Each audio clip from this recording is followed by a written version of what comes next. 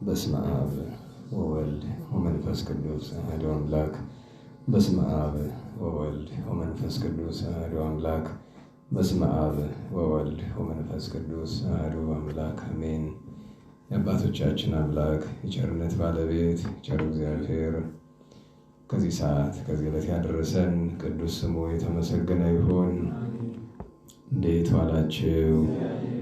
ቸሩ አምላካችን መድኃኒታችን ኢየሱስ ክርስቶስ ለአምላክነት እንደሚገባ ቅዱስ ስሙ የተመሰገነ ይሁን። እመቤታችን ወላዲተ አምላክ ንጽሕት ድንግል ማርያም፣ ቅዱስ መስቀል፣ ቅድስት ቤተ ክርስቲያን ያከበራቸው ቅዱሳን ሁሉ የተመሰገኑ ይሁኑ። እንኳን አደረሳችሁ።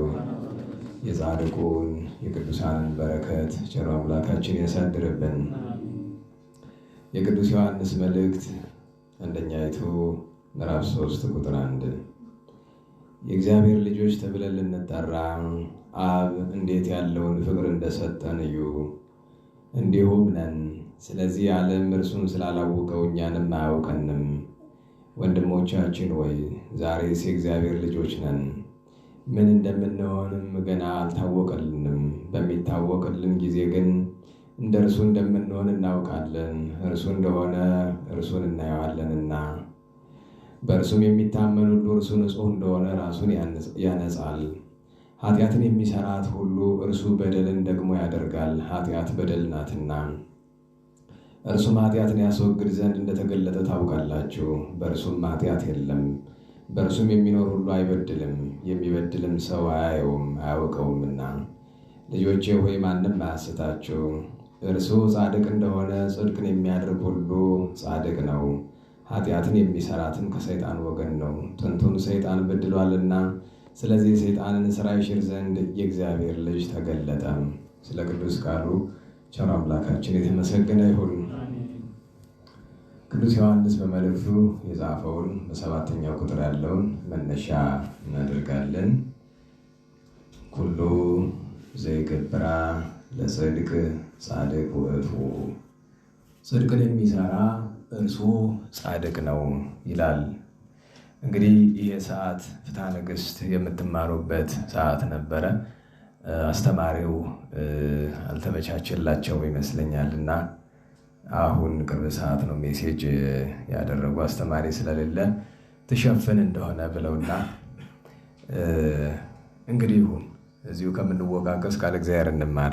ያው ቃል እግዚአብሔር ለመናገርም ለማዳመጥም ዝግጅት ያስፈልጋል።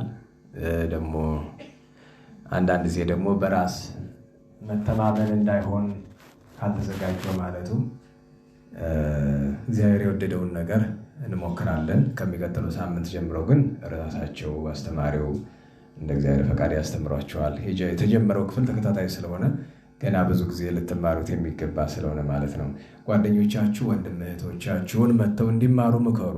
ዘመኑ ፍትሐ ነገሥት የምንማርበት ዘመን ላይ ደርሰናል። አሁን በእውነቱ ሕገወጦች እየበዙ ስርዓት ጠባቂ መልካሙን ሕግ ጠንቃቂ እየጠፋ ስለሆነ የሚሰራ ብቻ ሳይሆን የሚያስተምርም እየጠፋ ነው። ፍትሐ ነገሥት የሚያስተምር እየጠፋ ነው። እንደምታውቁት ፍትሐ ነገሥት በጉባኤ ደረጃ የሚሰጥባቸው ጉባኤ ቤቶች እንኳን ጥቂት ናቸው፣ ብዙ አይደለም። እና እንደ ትምህርት ነገ ከነገ ወዲያ እንዳይጠፋ ለትውልድ እንዲተርፍልን፣ አይ እንደዚህ እኮ አይደለም እንደዚህ ነው ብላችሁ ለወንድም ለእህት ለእናት ለአባቶቻችሁ ለመናገር ማወቅ ያስፈልጋል። ስህተት ሲሰሩ አይ እንደሱ እኮ አይደለም ይሄ እንደዚህ ነው። ከምን አገኘው? ከፍትሐ ነገሥት። ፍትሐ ነገሥት ምንድን ነው? ቅዱሳን ሊቃውንት መንፈስ ቅዱስ አድሮባቸው የሰሩት ሕገ ቤተ ክርስቲያን ነው። እና ያንን ለማድረግ ከዚህ የተሻለ ሰው መምጣት አለበት ብዬ አምናለሁኝ። ወንድመቶቻችሁን ንገሩ።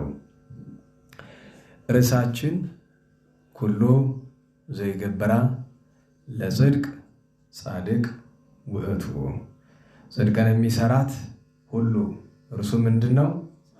ጻድቅ ነው። በዚህ እንማራለን። እንግዲህ ነገ ዕለተ ሰንበት ነው፣ ደብረ ዘይት ነው።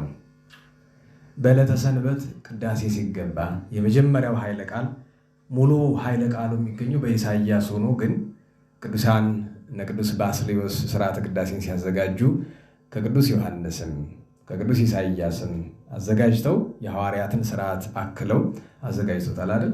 ቅዳሴ ሲገባ ሰኞ፣ ማክሰኞ፣ ሐሙስ የሆነ እንደሆነ ምንድነው የሚባለው? እምነበሃ ቅድስት ቤተክርስቲያን፣ እናታችን ቤተክርስቲያን፣ ቅድስት ንጽሕት የሆነች እናታችን ቤተክርስቲያን ቸራለሽ ሰላም ላንቺ ይሁን እየተባለ ቅዳሴ ይገባል። ረቡዕ፣ ዓርብ፣ ቅዳሜ የሆነ እንደሆነ ምን ይባላል? መስቀል አብርሃ በከዋክብት፣ መስቀል በከዋክብት አበራ እየተባለ እሑድ ግን ለብቻዋ ናት። እንግዲህ ሶስቱን ቀን እምነበሃ፣ ሶስቱ ቀን መስቀል አብርሃ ይባልና የመጨረሻዋ ግን ምን ትባላለች? ኩሉ ዘገብራ ለጽድቅ በግስ ተናገር ይላሉ አባቶች። ኩሉ ዘገብራ ለጽድቅ፣ ጽድቅን ያደረገ ሁሉ ምንድነው የሚለው? ቀጥሎ ጻድቅ ውእቱ አለና ቀጥሎ ወዘያከብር ሰንበተ፣ ሰንበትንም የሚያከብር ጽድቅን የሚሰራ እውነትን የሚናገር እውነተኛ፣ በጎን የሚሰራ በጎ፣ ጽድቅን የሚሰራ ጻድቅ ይባላል። ያው ዜማው እንደየስፍራው ጎንደር ያለ፣ ደብረ አባይ ያለ፣ ሰለልኩላ አለ። ዜማውን ታውቁታላችሁ? እስቲ በዜማ በሉ። ኩሉ ዘገብራን እስቲ ልጋብዛችሁ በሉ። ኩሉ ዘገብራ ለጽድቅ ጻድቅ ውእቱ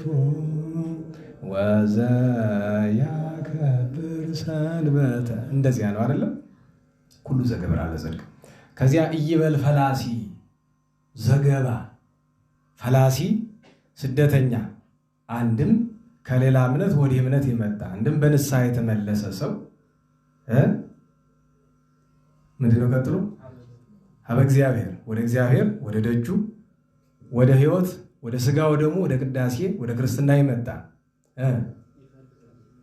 አዎ ኢይበል ነው አይደለም? ኢይበል ፈላሲ እንዲህ አይበል። ይፈልጠኒኑ እምሕዝቡ፣ እምሕዝቡን ብዙ ሰው ይረሳታል። የተማሩት ዲያቆናት ካህናት ካልሆነ በቀር እምሕዝቡ ብዙ ጊዜ ሰው ከጉሮሮ ሳትባል የምትቀር ትመስላለች እንጂ ትባላለች። ይፈልጠኒኑ እምሕዝቡ፣ ከምዕመናን አንድነት ከመንግሥተ ሰማያት ርስትነት ይለየኝ ይሆን ብሎ አይፍራ። በንስሐ ከተመለሰ ለሥጋው ደግሞ ለእምነት ለምግባር ወደ እግዚአብሔር የመጣ በሙሉ ይለየኛል ብሎ አዎ አይበል፣ አይፍራ፣ አይስጋ ብሎ ይላል። ስለዚህ ነገር እንነጋገራለን። በመጀመሪያ ደረጃ ኩሉ ዘይገበራ ለጽድቅ፣ ጽድቅን የሚሰራ ብሎ ሲል ጽድቅ ምንድን ነው? ቤተክርስቲያን ጽድቅ የሚለውን ለሶስት ትፈታለች አይደለም? አንደኛ ጽድቅ ማለት እውነት ማለት ነው። ሁለተኛ ጽድቅ ማለት በጎ ስራ ማለት ነው። ሶስተኛ ጽድቅ ማለት ቸርነት ማለት ነው ለእግዚአብሔር ሲተረጎም። ለምሳሌ ቅዳሴ አሁን ኩሉ ዘገብራ ካልነ በኋላ ካህኑ እጆቹን ግራና ቀኝ ዘርግቶ አሃዱ አብ ቅዱስ፣ አሃዱ ወልድ ቅዱስ፣ አሃዱ ውእቱ መንፈስ ቅዱስ ይላል። እኛ መልሰን በአማን አብ ቅዱስ እንላለን አይደለም? ከዚያ ቀጥሎ ምን ይላል? ሰብሕዎ ለእግዚአብሔር ኩልክሙ አሕዛብ፣ መዝሙር 104 105 አሕዛብ ሁላችሁ እግዚአብሔርን አመስግኑት ይላል። መልሰ ምን እንላለን? ወይሴብሕዎ ኩሎሙ ሕዝብ፣ ሕዝቡ ሁሉ እግዚአብሔርን ያመሰግኑታል። ከዚያ ቀጥሎ እስመ ጸናት ምሕረቱ ላዕሌነ፣ ቸርነቱ ይቅርታው በእኛ ላይ ምን ብላለች? ጸንታለች። ይህን ጊዜ ነው አሁን የፈለግነው ጥቅስ የሚመጣ። መልሱ ምንድን ነው? ወጽድቁሰ ለእግዚአብሔር ይሄሉ ለዓለም፣ የእግዚአብሔር ቸርነቱ ግን ለዘላለም ይኖራል። ስለዚህ ጽድቅ ሲል ለእግዚአብሔር ከሆነ ምን ተብሎ ይተረጎማል? እንዳገባቡ ቸርነት፣ ለሰው ከሆነ ደግሞ ለጻድቃን ከሆነ ደግሞ በጎ ስራ ተብሎ ይተረጎማል፣ እውነት። ስለዚህ ጽድቅን የሚሰራ ጻድቅ ነው ማለት አንድ እውነትን የሚናገር እውነተኛ ነው። ስቆ ነው አይደለም? ሰው እንዴት ዋላችሁ? ክርስቶስን የሚመስል ምንድን ነው ስሙ? ክርስቲያን። ለናውላችሁ ልብ አድርጉ። ክርስቶስን የሚመስል ስሙ ማን ነው? ክርስቲያን። ቅዱሳንን የሚመስል ስሙ ማን ነው? ቅዱስ አይደል? በቃ ሰው ግብሩን ነው የሚመስል፣ ስሙን ሳይሆን ግብሩን ነው። ስምማ ዝም ብሎ የሚሰጥ ነገር ሆኗል። ስለዚህ እውነትን የሚናገር ማን ነው? ስሙ እውነተኛ። መልካም የሚሰራ ምንድን ነው ስሙ? መልካም ሰው። በጎ የሚሰራ ስሙ ማን ነው? በጎ ሰው። ጽድቅን የሚያደርግ ስሙ ማን ይባላል? ጻድቅ። ስለዚህ አዳምን ጻድቅ እንለዋለን። መልከጼዴቅን፣ ሄኖክን፣ አብርሃም፣ ይስሐቅ፣ ያዕቆብን፣ ኖህን፣ ዳዊት፣ ሰሎሞንን ምን እንላቸዋለን? ጻድቃን እንላቸዋለን። ለምን? አንድ ጽድቅ ስለሰሩ፣ ሁለት እውነት ስለተናገሩ። ምክንያቱም በእግዚአብሔር ፊት ከሚያጸይፉ ነገሮች መካከል ትልቁ ምንድን ነው? ውሸት፣ ሐሰት። ሐሰት መልኩ ብዙ ነው። እውነት ግን መልኳ አንዲት ናት። ሐሰት ራሱን ይቀያይራል። እውነትን ለመምሰል ጥረት ያደርጋል። ነገር ግን ፀሐይ በወጣ ጊዜ ጨለማ እንዳይገኝ እውነት በተገለጠች ጊዜ ሐሰት አይገኝም። ሐሰት ዲያብሎስ ነው። ስመ ውእቱ ሐሳዊ ዮሐንስ ወንጌል ምዕራፍ 8 እሱ ሐሰተኛ ነው አለ። አቡሃ ለሐሰት የሐሰት አባቷ ነው። እግዚአብሔርን ደግሞ ምን ይለዋል መጽሐፍ? እውነት ነው ይለዋል። እግዚአብሔር ራሱን ምን ይለዋል? እውነት ነው። ሰይጣንን ሐሰት ነው እንደሚለው። ስለዚህ አንድ ሰው ሲዋሽ የሰይጣን መሆኑ ነው። እና ላለመዋሸት እኮ ሁለት አማራጭ አለናል። ላለመዋሸት አንደኛው ሐቅ መናገር ነው። ሁለተኛው ምንድን ነው? ዝም ማለት። ከፈራን ደግሞ እውነት የምታመጣውን አደጋ ከፈራን ደግሞ ሁለተኛው አማራጭ ምንድን ነው? ዝም። ለጊዜው ዝም። አንድ ባለቅኔ የተናገረው ነገር አለ። ግዙ ተረስቶኛል። እውነትን ብናገር የዚህ ዓለም ሰዎች ይጠሩኛል፣ ሐሰትን ብናገር እግዚአብሔር ይጣላኛል፣ ከሁሉ ዝም ይሻለኛል አለ ይባላል። የሚያዋጣው እውነት መናገር ነው። እና መድኃኔዓለም እውነተኞች ያደርገን። አንዋሽ። እኔ እውነቴን ነው። ቀላል ነገር እንዳይመስለኝ በዚህ ዘመን የማይዋሽ ሰው ማግኘት እኔ እውነቴን ነው። ባለፈው አንዲት ጸሎት ነግሬያቸው ነበር አይደለም? ጠዋት ስትነሱ ማታ በተለይ ደግሞ ማታ ምንድን ነው የምትሉት? እግዚአብሔርን መድኃኔዓለም ቸሩን ጌታዬ የልቤን ክፋት፣ የአንደበቴን ሐሰት፣ የሰውነቴን በደል ኃጢአት ይቅር በለኝ ይባላል። ምክንያቱም እኔ ነፍስ ካወቅሁ ሳልዋሽ የዋልኩበት ቀን ትዝ አይለኝም። መዋሸት መልኩ ብዙ ነው። ሌላው እንኳ ቢቀር ስለ ራሳችን ስናወራ እናጋነናለን አይደል? መጋነን ምንድን ነው? ውሸት። ያልሆነ ነገር ከልጅነታችን ነው አይደል? ውሸት የተማርነው በቀላል ነገር፣ በማይረባ ነገር። ይሄ ያለ አይደል? የድሃ ልጅ ላለመባል፣ ቤት እንትን የላቸውም አንዳንድ ነገር ላለመባል፣ ዛሬ ቁርስ ምንድን ነው የበላ ሲባል ያልበላነውን ነገር አልብናወራ ነበር። ዛሬ መኮረኒ ነው የበላን። እንግዲህ በድሮ ዘመን መኮረኒ መብላት እኮ የማይታሰብ ነገር ነው። ዛሬ እንዳይመስላችሁ አይገኝም። የድሮ ምርጡ ቁርስ ምንድን ነው? ሻይ በዳቦ ነው። እሱም የሀብታም ነው የምንለው የነበር በእኛ ሰፈር፣ በእኛ ምድር ድሮ አይገኝም። ብዙ እንግዲህ በእኛ እድሜ የነበራችሁ ልጆች ታውቃላችሁ።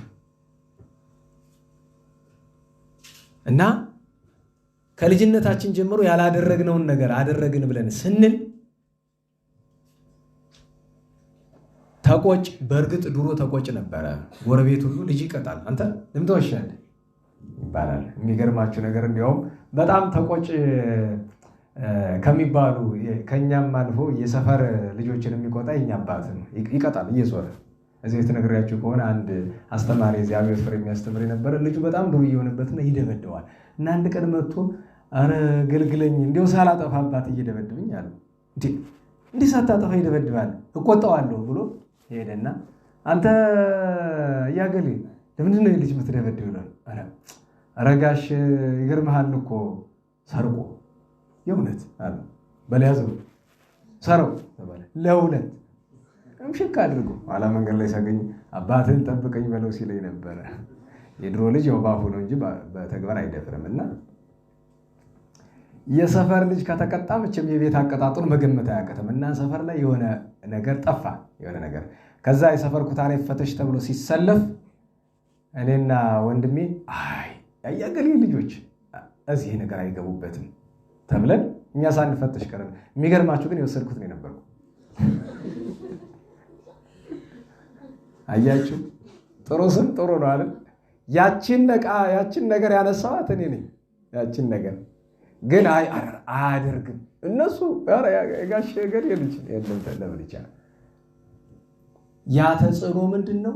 ቅጣቱ ነው። ግን ቅጣት ብቻውን ፍሬ ስለሌለው ማስተማር፣ ከምንም በላይ ማስተማር የመሰለ ነገር የለም እና ጽድቅ ስንል እውነትን ለልጆቻችን ለወንድም ለእህቶቻችን ከምንም በላይ እውነትን ለራሳችን እናስተምር። አንድ ሁለተኛ መልካም መስራት።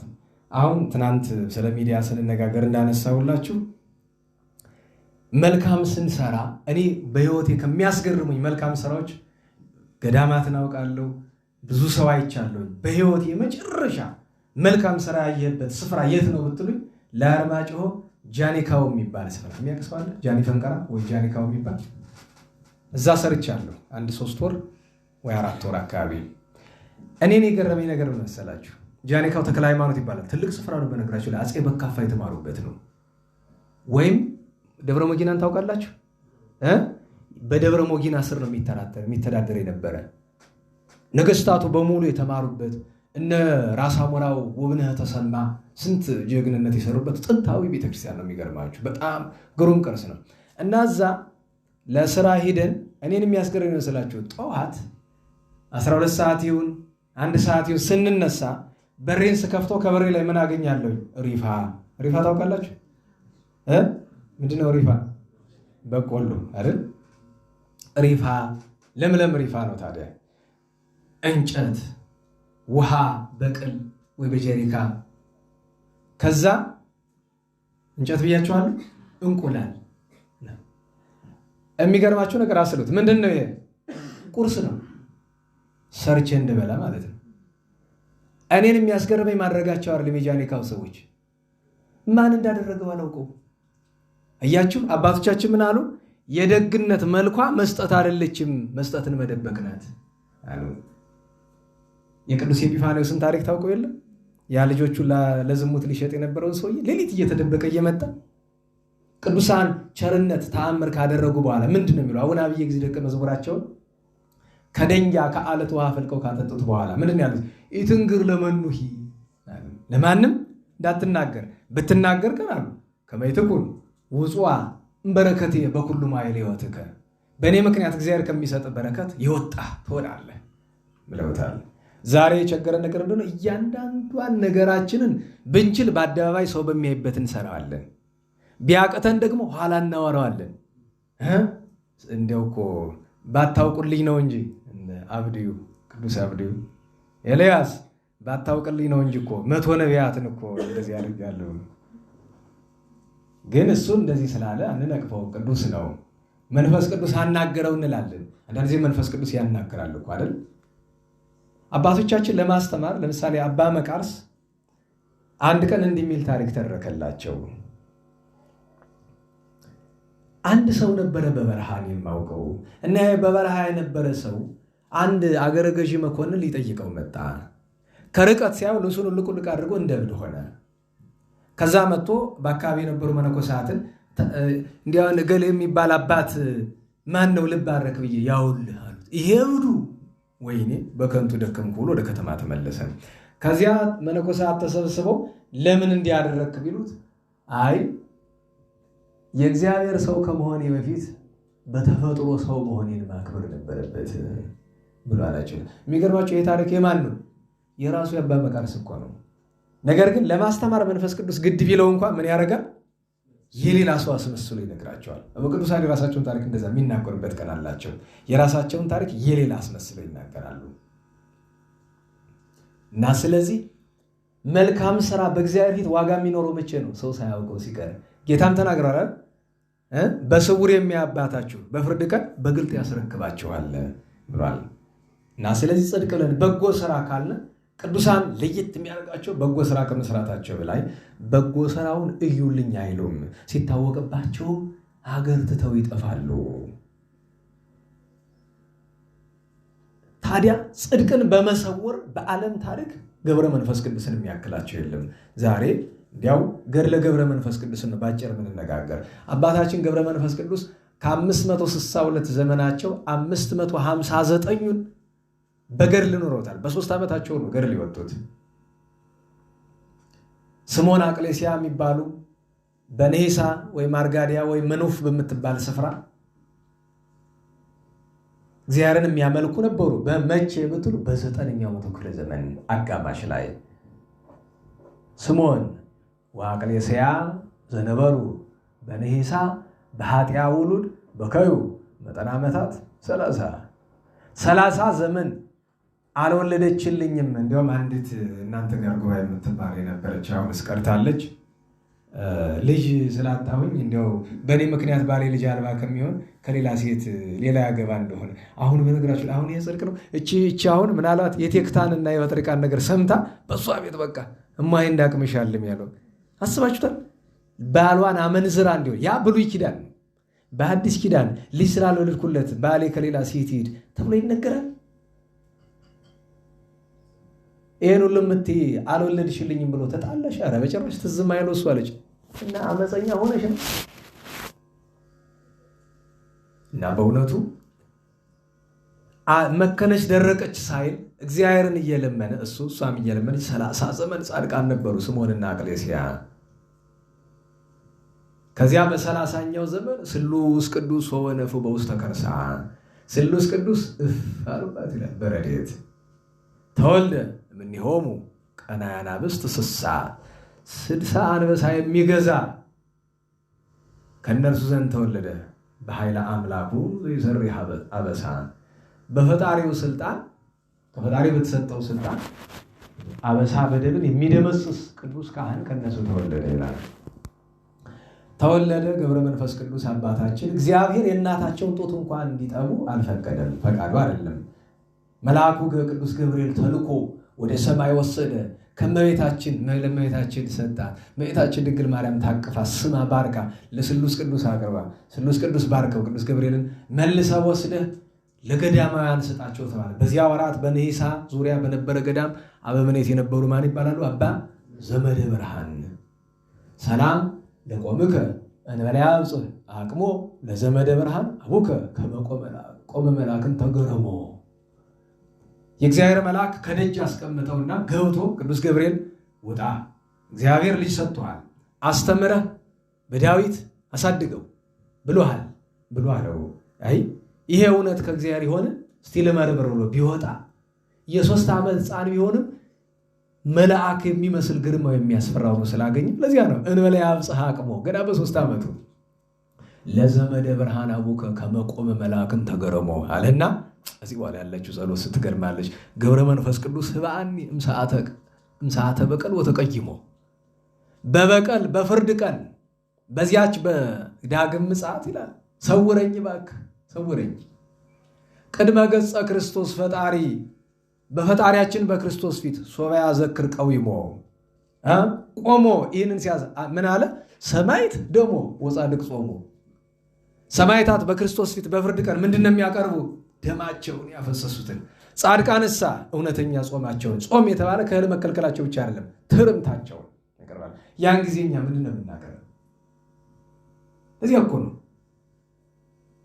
ማሰብ፣ ቅዱሳንን መማጠን ይገባል። እንዲያድኑን በአማላጅነታቸው መድኃኔዓለም እንዲመረን ማለት ነው። ከዚያ አባ ዘመደ ብርሃን ዳዊቱን አስተምሮ አሳደገ፣ ለዲቁና በቃቸው። ገብረ መንፈስ ቅዱስ ከዚያ በኋላ ጽኑ ገድል ጀመሩ። በረሃ ወጡ። ከማኅበረ መነኮሳት ጋር መኖርን ተዉ። ዕድሜያቸው 300 ዓመት እስከሚሆን ድረስ በነሂሳ ገዳም ማለትም እስከ 12ኛው መቶ ክፍለ ዘመን አጋማሽ ድረስ በነሂሳ ገዳም በበረሃ ኖሩ። ጌታችን ኢየሱስ ክርስቶስ ተገልጦ ምን ላድርግልህ አላቸው።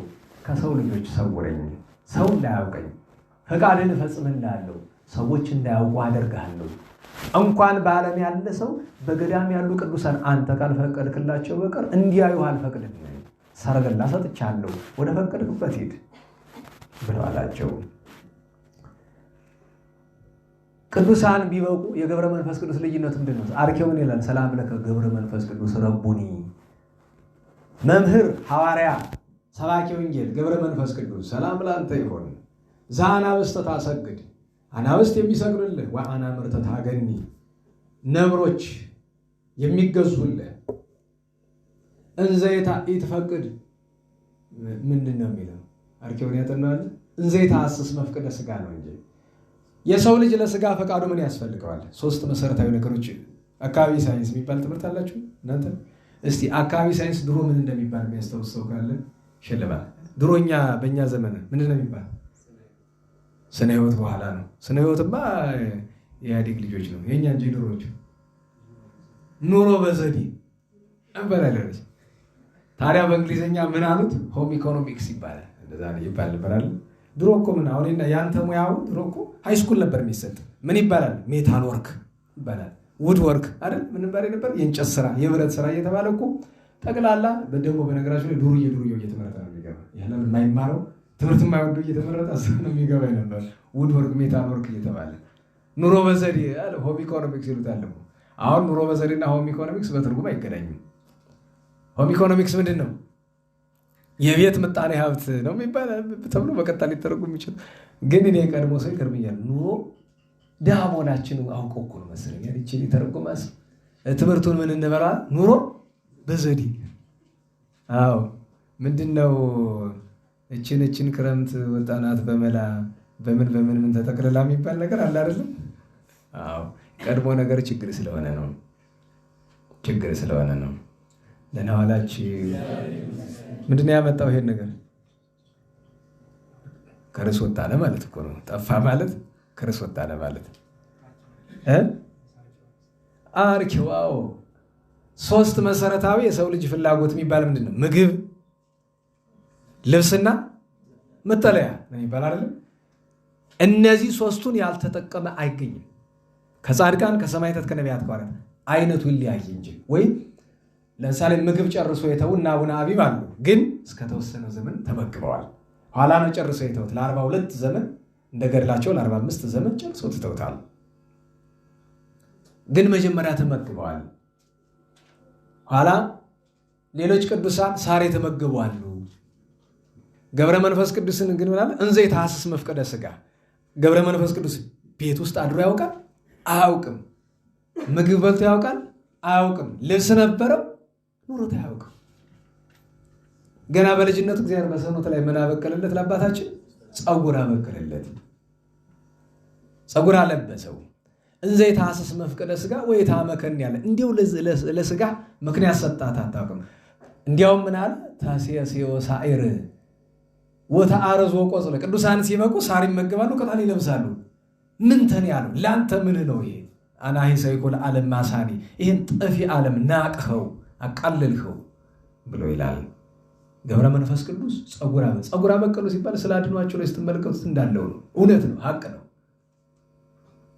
ፊታቸው እጃቸውና እግራቸው ብቻ ነው የሚታይ፣ ሌላው በሙሉ ጠጉር ነው። ታዲያ በዚህ ጽህማቸው ወርዶ ከመሬት ነው፣ በጀርባ ደግሞ የራሳቸው ጠጉር ወርዷል። እንዲህ አድርገው 300 ዘመን ከኖሩ በኋላ ስለ ኢትዮጵያ ዝና እየሰሙ ያደንቁ ነበርና ጌታችን ተገልጦ ሂድ እስቲ ወደ ኢትዮጵያ፣ በዚያ ህዝቡ እየተበላሸ ነው። እስልምና በኢትዮጵያ ውስጥ ገብቶ የአክሱም ስልጣኔ ወድቆ ጻድቃን ነገስታት በላስታ ነበሩ፣ ግን ህዝቡ ዳርዳሩን እስልምናው ምኑ አጥፍቶት ነበረ። በጣም ሂድ እስቲ ብሎ አላቸው። ሲሄዱ ግን ምን ሰጣቸው? ስሳ አንበሳ፣ አናብስት፣ ስሳ አናምርት ሰጣቸው። ምን አሉ? ጌታዬ እኔ የምበላው የለኝ፣ እኔ አልመገብ፣ ምን ይበላሉ አሉት። የረገጥከው ትቢያ ምግብ ይሆናቸው፣ እሱን ይላሱ ብለዋለ። ያንን በመላስ አጋዘን፣ ሰስ፣ ሚዳቋ፣ ጎሽ ገሎ ከበላው አንበሳ፣ ነብር ይልቅ እነዚህ አናብስት አናምርት ይጠግቡ ነበረ። ታዲያ ችግር የሆነ ከዚህ አንስቶ ወደዚህ ለመምጣት ድካም ስለነበረ በደመና እፍሱስ አድርጎ ቅዱስ ገብርኤል ይዟቸው መጣ። የአባታችን ገብረ መንፈስ ቅዱስ ብዙ በዓት ነበረው። ዋኖቹ ግን ሁለቱ ናቸው። አንደኛው ደብረ ቅዱስ፣ ደብረ ዝቋላ። ቅዱስ ተራራ ይለዋል። የተራራ እኮ ቅዱስ አለው። እንዴት ዋላችሁ? እንዴት ዋላችሁ? ደብረ ቅዱስ፣ ደብረ ዝቋላ ይለዋል። ተራራ እኮ ስራ ሲሰራበት የተቀደሰ ይሆናል። በብሉይ ኪዳን ስንት ተራሮች ታውቃላችሁ የተቀደሱ?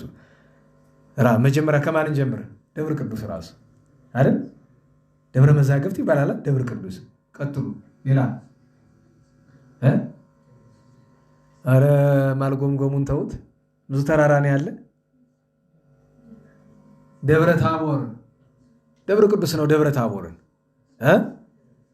እግዚአብሔር ዘተናገረ ምስለ አቡነ አብርሃም በላዕለ ዕፀ ምንባር ካለው በኋላ ምንድን ነው የሚለው? አብርሃም አነ ውእቱ አምላክከ ወአምላከ አበዊከ ይለውና ምንድን ነው የሚለው? ወደ ደብረ ታቦር ሂድ፣ በዚያ መልከ ጼዴቅን ታገኘዋለህ ብሎ ልኮታል። ደብረ ታቦር ደብሩ ቅዱስ ነው። ሌላ ደብረ ሲና ምን ይባላል? ደብረ እግዚአብሔር ተብሏል። ደብረ ሲና እግዚአብሔር ወርዶ ከሙሴ ጋር የተነጋገረበት ነበልባል ከሐመልማል የተዋሃደበት ደብረ ሲና። አምጣ ሌላ ቅዱስ ተራራ ሞሪያ ማለት እኮ ቀራኒዮ ነው። ደብረ ቀራኒዮ ብሎ ህዝብ የናጅሬን ቋንቋን ተውና በእኛ አማርኛ ሞሪያ የሚሉት እኛ ምንድን ነው የምንለው? ደብረ ቀራኒዮ ነው ሞሪያ የሚሉት። አምጣ ሌላ። አረ በሞት የነገ እኮ ደብረ ዘይት ነው። ተው ደብረ ቅዱስ ደብረ ዘይት እመቤታችን የተወለደችበት ደብረ ሊባኖስ ጌታችን በታቦር ብርሃነ መለኮቱን ሲገልጥ ብርሃነ መለኮቱ ሂዶ የጎበኘው ደብረ ማን? አርሞንኤም። ታዲያ በኢትዮጵያ ደግሞ ደብረ ቅዱስ ደብረ ዝቋላ አለ፣ ደብረ ቅዱስ ደብረ ዳሞ አለ፣ ደብረ ቅዱስ ደብረ ቢዘን አለ። እንደዚያ እየተባለ ይቀጥላል። ጎንደር ደግሞ ቅዱስ አንለውም እንጂ ተራሮች ብዙ አሉ አይደል? እነ አጠናቅር፣ እነ ሳኒታ፣ እነ ሶኒ፣ እነ ጩርባ አሉ እኮ ብዙ ናቸው። 7 ያክል ተራሮች አሉ። ታዲያ ቅዱሳን ቢኖሩበት ኖሮ ነበሩበት እኮ። በነገራቸው ላይ አንድ ታሪክ ልንገራችሁ። አቋቋም የሚባል ትምህርት ታውቃላችሁ? አቋቋም የማህሌቱ ትምህርት ማለት ነው። አሁን ድጓውን ምኑን ተምራችሁ አቋቋም ካልተማራችሁ ማህሌት መቆም የለም። ለምን? ዋናው የማህሌት መሰረቱ ድጓ ቢሆንም እንኳ ድጓና ሌሎች ጸዋቱ የቅዱስ ያሬድ ሌሎች ጸዋቱ ቢሆንም እንኳ አቋቋም ያልተማረ ሰው ማህሌት መቆም ይቸገራል። አቋቋም ክብረ በዓል ወርኃ በዓልና መዝሙር ነው አይደለም? በውስጡ ብዙ ስርዓታት ባህል ያለው ነው። አቋቋም ከጠፋበት መልሶ ሲመጣ የእንታየ ስድሮስ የሚባሉ ሊቅ ጎንደር መጥተው ለማስተማር እንዳይጠፋ የቅዱስ ያሬድ አቋቋሙ እነ አባ አንበስ ያቀኑት እንዳይጠፋ መምህር ስድሮስ የመጽሐፉ አይደሉም፣ እኒኛው ሌላ ናቸው። ከእኒኛው ከመጽሐፉ እኒኛው ያቋቋሙ በ200 ዓመት ይቀድማሉ በእድሜ ማለት ነው። ኋላ ግን መምህር ስድሮስ ያቋቋሙ ከማረፋቸው በፊት እኒኛው የመጽሐፉ የስድሮስ ተወልደው ነበረ እና መነኩሴ ናቸው። ዛሬ ላይ አድርገውና አቋቋሙን ለማስተማር መምህር ስድሮስ ከተማ እንዳይገቡ ምናዳቸው ሊፈታባቸው ነው። ገዳም ሄደው ደግሞ ጣና ውስጥ ቢሞክሩት የሚማርላቸው ጠፋ። ከዛ ምን ማድረግ ጀምሩ? ወደ እግዚአብሔር ጸለዩና እግዚአብሔር ሰወራቸው። ከዚያ ምን አደረጉ? እዚያ አጠናቅር ተራራ ጎንደሮች ተራራ አለ አይደል? ጊዮርጊስ ያለበት እዚያ ሆኖ ሲጮሁ ከተማዋ ትናወጥ ነበር ይባላል። በድምጻቸው ማለት ነው። ዛሬ በድምጽ ማጉያ ነው አይደል? ምንረበሽ ይዛን ጊዜ እና ንጉሡ አዲያም ሰገድ ይሰማሉ። ሊቃውንቱ ሲሆን ወዴት ነው ይላሉ። ኧረ በዚህ በሰሜን ነው የሚመጣ ነፋሰ ጤና መንፈሳዊ በዚያ ነፋስ መንጫ ወስቷል። ከዛ ሲሄዱ ድምጻቸው ይሰማል አይታዩም። ሱባኤ ገብተው ቢጠይቁ ከመንፈስ ቅዱስ ነው ተማሩት ተባሉ። አፄ አዲያም ሰገድ ኢያሱ ዋና ለጸዋትወ ዜማ የሚመች ሰዎችን መርጠው ወንበር ተማሩ። ማን እንደሆነ የማይሰሙት ሰው ቁጭ ብለው ልቅም አድርገው የዛሬ የምናውቀው አቋቋም የተሰራ እንደዚህ ነው። ደህና ዋላችሁ። መሰወር ከመጣ ዘንድ አንዱ መሰወር እሱ ነው ለማለት ያክል ነው። ለሁሉም ያን ቦታ እኒያ አባት ተሰውረው ወደ ሌላ ስፍራ ሄዱ እንጂ ኑረው ቀድሰውልን ቢሆን ኑሮ ዛሬ ምን ነበረ? ደብረ ቅዱስ ገነት ተራራ አይደል? ስለዚህ ዘመን ገነት ስሙ እኮ ጥሩ ነበረ ገነት። አሁን ደግሞ ገዳም ተሰርቶበት ደብረ ኤሎም ተብሏል አይደል? ግን እስካሁን ደብረ ቅዱስ አላልነውም። ገዳም ቢሰራበትም ደብረ ቅዱስ አላልነውም። ሰብ ይቀድሶ ለመካን አይደለ የሚቀድሰው ሰው እስከሚመጣ ድረስ ለሁሉም ወደ ደብረ ቅዱስ ደብረ ዝቋላ መጡ። ደብረ ዝቋላ ላይ ገብረ መንፈስ ቅዱስ ቆመው በቅዱሳን ማዕረግ 7ኛው ምን ይባላል? 7ኛው እሱም 10ኛ ነው። 7ኛውን ይባላል ሁሰት ይባላል። ሆሰቃኛ ነው። ከአንድ ቦታ ተቀምጠው ቅዱሳን ሲበቁ ዓለምን ይመለከታሉ እና ገብረ መንፈስ ቅዱስ አባታችን ከደብረ ዝቋላ ተራራ ላይ ቆመው ኢትዮጵያን ቢመለከቷት ጻድቃን ጥቂት ኃጥአን ብዙ ሆነው ታዩአቸው። የሰው ሁሉ ኃጢአት ተገልጦ ቢታያቸው አዘኑ። አንድ ነገር አሉ፣ ጌታዬ የኢትዮጵያን ሰዎች ማርልኝ ብለዋል። ትምርልኝ ዘንድ እንዲሁኝ እለምንሃለሁ ብለው ደብረ ዝቋላ መቼም ብዙዎቻችን ሄደን አናውቅም፣ ግን መቼስ በታሪክ ብቻ ሳይሆን ተቀርጾም ብዙ ነገር አይታችኋል። ደብረ ዝቋላ አይታችሁት ከሆነ ተራራው ክብ ሆኖ መሃሉ ምንድን ነው? ጎድጓዳ ሆኖ ሐይቅ አለው። እዚያ ሐይቁ ላይ ሄደው እንዳሁኑ በጣም ዝቅ ያለ ነበር፣ በጣም ወደ ላይ ነበር፣ ውሃው ብዙ ነበር። እዚያ ሄደው ተወርውረው ገቡ። እዚያ ሆነው ሲጸልዩ መልአኩን ልኮ እግዚአብሔር ምን አላቸው? በቃል ኪዳንህ ያመኑ የተማጸኑትን እምርልሃለሁ አላቸው። አይ ጌታዬ፣ በቃል ኪዳን የሚያምኑ የሚማጸኑማ ሁሉ አይሆኑማ፣ ጥቂት ነው የሚሆኑ፣ ሁሉም ማርልኝ አሉ። አይ ሰውን ያለ ስራው እንዴት ይጀምራለሁ አላቸው። እስከምትምር እንግዲያስ አሉ። አልወጣም ቃል ይባላል። ትናንት ዮፍታሔን አነሳን አይደል? ልጁን እስከ መሰዋት የደረሰ ስለ ቃሉ ነው። ከዚያ ዛሬን ይምርልኝ ነገን ይምርልኝ ያሉ ቀናት ቀናትን፣ ሳምንት ሳምንትን፣ ወር ወርን እየወለደ ዓመት ዓመትን እየወለደ 10 20 30 እያለ 100 ዓመት ጸልዩ። ከዚያ 100 ዓመት መጸለይ አይደለም 100 ዓመት መኖር ምን እንደሆነ ለእኛ ይገባናል አይደል? ከኩሌታው እንኳን ስላልደረስን ብዙዎቻችን። ታዲያ 100 ዓመት ሲጸልዩ መጀመሪያ ቆዳቸው ተገፈፈ፣ ስጋቸው ተነታተፈ፣ እያለ አጥንታቸው መታየት ጀመረ። የእግዚአብሔር ስልጣን ስለያዛቸው ነፍስ ከስጋ ግን አትለይም፣ ይጸልያሉ። የኢትዮጵያን ሰዎች ማርልን። ለዚያ እኮ ነው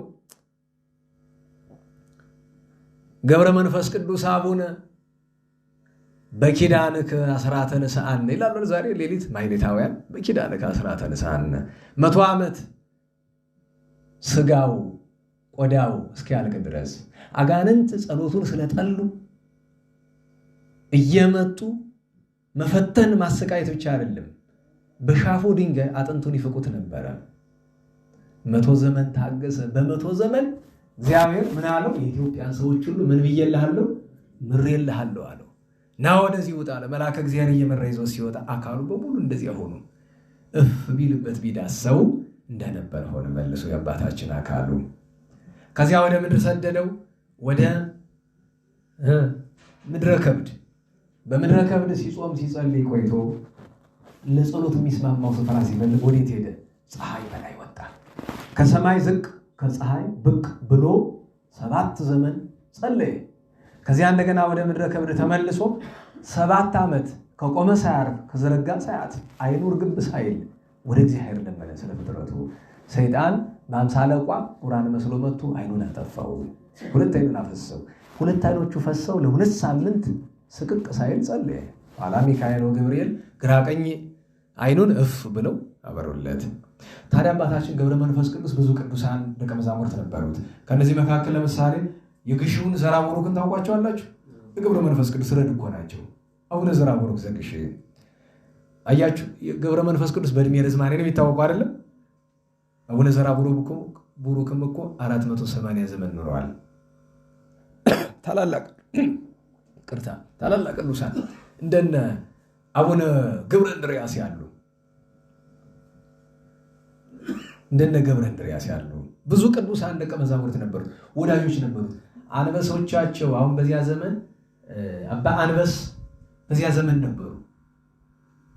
የሚያስገርመኝ ነገር ልንገራቸው። አንድ ሊቅ ምን ብለው ጠየቁኝ። ያቋቋም መምህር ናቸው። አቡነ ተክለ ሃይማኖትና አቡነ ገብረ መንፈስ ቅዱስ በአንድ ዘመን ነው ወይ ነበሩ? አዎ፣ ግን አኳኋን እንደዚህ ነው። አቡነ ተክለ ሃይማኖት ሲወለዱ አቡነ ገብረ መንፈስ ቅዱስ ነበሩ፣ ሲያርፉም ነበሩ። ለምን? እድሜያቸው ረጅም ስለሆነ። የሚያስገርማችሁ ነገር ጥምቀት በዓል ሲከበር ላሊበላ ላስታ ላይ ጥምቀት በዓልን ለማክበር ቅዱስ ላሊበላ ገብረ መንፈስ ቅዱስ በመጣ ዛሬ ሲባረክ ብሎ ተመኘ መጥተው ባርከውለታል ይባላል። ቅዱስ ላሊበላ ሲያረፍ የገነዙት እሳቸው ናቸው ይባላል። መገነዣ ጠፍቶ አባታችን ቅዱስ ላሊበላ መሬት ተሽጦ አይደል የተገነዘ? ድሃው ነው ቅዱስ ላሊበላ ንጉሠ ነገሥቱ መገነዣ ጨርቃቶ ማለት ነው። እና በዚያ ወራት ዝናቸውን ሰምተው የዋልድባው አባ ሳሙኤል፣ አባ ብንያሚን የበረሃው በዚህ በመተማ እና አባ አንበስ ሆነው እንጠይቅ እስኪ አባታችን ገብረ መንፈስ ቅዱስ ነው ይሄዱ። እሱ ካልፈቀደ ስለማይታይ ተሰወራቸው። አንበሶቹ የእሱ አንበሶች የእነሱን አንበሶች በሉባቸው። በጣም አዘኑ። ኋላ ጸሎት ሲጸልዩ ግርማ ያለው አንድ አረጋዊ ሰው ወጥቶ ምን ሆናችሁ አላቸው። አባታችን አንተን ፈልገን በረከትን ስንሻ መተን እግዚአብሔር የሰጠን መጓጓዣችን አንበሶቻችን በሉብን ብለዋል። አንበሶቹን ጠራ። ውጡ የበላችሁ ወጡ። የታዘዘላችሁ የእግሬ ትቢያ ነው። ለምንድን ነው የበላችሁ? በሉ ትፉ አለ። ቢተፉት የምታውቁት ነው። የተላመጠ ነገር አይደል? እዚያ ጸሎት አድርጎ ቢባርካቸው እንደነበሩት ነው። ተነሱ። ደስ ብሏቸው ከእርሱ ጋር ቆይተው ተመልሰው ወደ የገዳማቸው ሄደዋል። ታዲያ አባታችን ገብረ መንፈስ ቅዱስ ወደ መጨረሻ ዘመኑ ላይ በአንድ ስፍራ አይቀመጥም ነበረ፣ ይዘዋወር ነበረ። ለምን የሚባል አባታችን ገብረ መንፈስ ቅዱስ 4 መላእክት ታዘውለት የብርሃን ድባብ ዘርግተውለት ነው የሚሄድ እና እሱ ከተቀመጠ እዚያ ስፍራ ዝናብ አይዘንብም። ለምን? ተጋርዷል ስፍራዋ እና ምን ይላል? ጥቂት ይቀመጥና አካባቢውን ሲያየው ደርቆ ያየዋል። በኃጢአቴ ምክንያት ይሄ ስፍራ ዝናብ ተከለከለበት፣ ልልቀቅ ብሎ ለቆ ይሄዳል። እስከዚያ ድረስ ማለት ነው። እንዲህ እያደረገ ኑሮ ሰው መቼስ ኑሮ ከሞት የሚቀር የለምና ቀኑ ደረሰ። መጋቢት 5 ቀን በ15ኛው መቶ ክፍለ ዘመን የመጀመሪያ አጋማሽ፣ ቅድም በመቼ ነው የተወለደ ብያቸዋለሁ? በ9ኛው መቶ ክፍለ ዘመን። በ15ኛው መቶ ክፍለ ዘመን የመጀመሪያው አጋማሽ አፄ ዘርዓ ያዕቆብ ከመነገሳቸው ምናልባትም ከ8 ወይ ከ10 ዓመት በፊት አካባቢ አባታችን የሚያርፍበት ጊዜ ደረሰ። አሁን ገብረ መንፈስ ቅዱስ አባታችን ዕረፍቱን ለመረዳት ምስጋና እናንሳ። መጀመሪያ ከመልክው ቅድም የተወሰነ አንስተናል አይደል? መልክዓት እኮ ግሩም ናቸው። ነገራቸው ላይ አንድ ሰነፍ ሰው ምን ሲጠየቀኝ ለምሳሌ ውዳሴ ማርያም የሰኞን ለብቻ ሰኞን የሰኞ ማክሰኞ እናደርሳለን። መልክዓትን በየቀኑ እየከፋፈልኩ ለ7 ቀን ላደርሰው ወይ? አቤታይ አንድ መልክ ለ7 ቀን እኔ ግራ ገብቶኝ ምን ነካ እንደውም አሁን ለዝክረ ስምከ ለስርተ ርስከ ለርስከ ለገጽከ ብለህ ልታቆሙ እንዴት ብሎ ይሆናል? አሁን እኮ ውዳሴ ማርያም የሰኞ ቢደገም የሰኞ ነው፣ ችግር የለውም። ተቋርጦ የሚቀር ነገር የለውም አይደል? የሰኞ ስንጨርስ የሰኞ ምስጢር አልቋል። ከዛ ደግሞ ማክሰኞ አዲስ ነው የሚጀምር፣ እሱ ችግር የለውም። ላደለው ውዳሴ ማርያም ቢሆን ሙሉ ነው መደረስ ያለበት። መልክ ግን ለምሳሌ ቅዱስ ሚካኤል ይኸው እዚህና ለዝክረ ስምከ ብለን ስሙን አመሰገነ፣ ለስርተ ርስከ ለርስከ ለገጽከ ብለን ሄድንና ከአንገቱ ላይ ስንደርስ ማቆም ከዚያ በታች ምስጋና አይገባህም ነው ወይስ ጠብቀኝ ነገ ደግሞ እመጣልሃለሁ ነው? እሱን እንዴት ይሆናል? እንዴ ቢበዛ በጣም ብዙ መልክ ስንት ቤት ታውቃላችሁ? በነገራችን ላይ መልክዓ ማርያም ታውቃላችሁ አይደል? አሁን የምናውቀው መልክዓ ማርያም የምንጠቀምበት ለዝክረ ስምከ ሐዋዝ የሚለው የአፄና ወር ነው አይደል? ታውቃላችሁ አይደል? መልክዓ ማርያም ቀዳማዊ የሚባል ነበረ የማን የአፄ ዘርዓ ያዕቆብ። ዛሬ ግን ስሙ ተቀይሮ ማን ተብሎ መልክዓ ማርያም ሳልሲት የሚባለው የአፄ ዘርዓ ያዕቆብ እሱ ነው የምታውቁት። ታዲያ ዛሬ የኛ ቤት ያለ ብዙ ጠንቋይ አለ አይደል? ስሙን ብሎ ቀይረው ህልመ ዮሴፍ ሲባል ሰማላችሁ? እሷን መልክ እኮ ነው ህልመ ዮሴፍ ይሏታል። ራሱ ህትመቷን እያት ድሮ በአፄ ኃይለ ሥላሴ ዘመን አሳትመዋታል። መልክዓ ማርያም ሳልሲት ትልና አታች በቅንፍ ህልመ ዮሴፍ። ድርሰቱ ህልመ ዮሴፍ አይደለም፣ ግን በመካከል የዮሴፍን ህልም እያወሳሳ እመቤታችን እንድትገለጽለት ይለምናታል። ቅዱስ ጸሎት ነው እንዴ። ሁለተኛው ሌላኛው ደግሞ መልክዓ ማርያም ካለ የሚባለው ደግሞ የማን ነው? የአፄ በእደ ማርያም ወይ ሰውራኒ አክናፍኪ መንታ በእንተ ኃጢአት ወጽድቅ አመ ይከውን ሀተታ የሚል አንቀጽ ያለበት ማለት ነው። በነገራችን ላይ ድሮ መልክዓ ማርያም እኛ የምንደግምበት ሳይደርስ መጀመሪያ የሚደረስ የነበረ ሳልሲት ነው የሚደገም የነበር የሚታደል። ኋላ ደግሞ እንደገና እንግዲህ ሁሉ እንደየዘመኑ ነውና ደግሞ በእደ ማርያም ሲመጡ ደግሞ የማን መልክዓ ማርያም መደገም ጀመሩ? የበእደ ማርያም። ኋላ ግን ናኦድ መጡ። የናኦድ ጸና። ደህና ዋላችሁ። ይሄን ያልኳችሁ ለምንድነው? ሰሞኑን አንድ ሰው ጠየቀኝ። መልክዓ ማርያም ሳልሲት ህልመ ዮሴፍ ነውና የጥንቆላ ጽሑፍ ነው ወይ?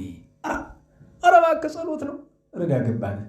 ከዳዊትስ ከመዝሙረ ዳዊት አረፍተ ነገር እየቆነጣጠቡ ጥንቆላ የሚያደርጉ ሰዎች አሉ አይደል? በነገራችሁ ላይ ጸሎት እኮ አይደለም ጥንቆላውን የሚያደርገው ለማጭበርበር ያክል ነው እንጂ። እዚህ ተነግሬያችኋለሁ። ይሄ ጥንቆላ መጽሐፍ እያየሁኝ አንድ እዚህ የሚማር የነበረ ድሮ ነው። ታዲያ ብዙዎቻችሁ ሳትወለዱ ነው። ትናንት እንዳልኳችሁ ለማዋለድም ጭምር ነው ዘመኑ። እና ሳየው ምን ይላል? ለማሳበድ እኮ ነው የሚያሳብደው። ድግምት ሲጀምር ምንድን ነው የሚል? በስመ አብ ወወልድ። አስቡት እንግዲህ ያ ጸሎት ከዚያ ክፋት ጋር የሚያገናኘው ነገር የለም እኮ። ጠላት ግን ያንን መልካም ለማስመሰል ነው። የሚገርማችሁ ነገር መስተፋቅር የሚባል ታውቃላችሁ? አዎ ታውቃላችሁ፣ እሷንማ ታውቃላችሁ። አሁን ከሆነ በኢንተርኔት ሁሉ በደ ውስጥ ትመለከቱ መስተፋቅር እሰራለሁ የሚለው መብዛቱ በነገራችሁ ላይ ከባድ ነገር አይደለም። መጀመሪያ ግን ፈጣሪያችሁን ካልካዳችሁ በቀር ችግር ነው።